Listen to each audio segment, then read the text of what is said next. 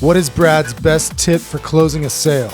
Ooh, best tip for closing a sale is to well, again, it's a hard one because when it comes to closing a sale, there's a sequence of things that need to happen. Boom. The first thing you need to do is obviously establish a connection with the individual and make sure that you can build a little bit of trust, because trust and empathy and a sense of humor is really all you need to freaking crush it in sales. But when you say close a deal, most people's mistake is they're closing on an objection that isn't real because they didn't have the wherewithal to make sure that it's valid. And you do that by simply, when you hear the objection, you want to solve it somehow with a hypothetical solution. And the fact that it's hypothetical means that you have all the power in the world, right? Like their dog died. What are you doing?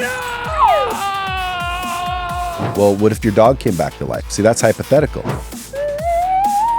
So because you can be hypothetical, you can solve any situation. So give me an objection. You know what, Brad? This Lexus really rides nice, but I just really don't like the color. Yeah, so hypothetically, if that was the perfect color, would you take it home?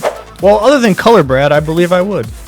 So if that were hypothetically that color, you'd take it home right now?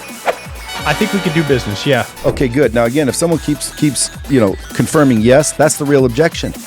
But if they said no, or another reason comes out, it's because that wasn't the real objection. So the biggest tip on closing an objection is to find which one is real, because the first one usually isn't. You have to find the real objection to close it. That's my best tip.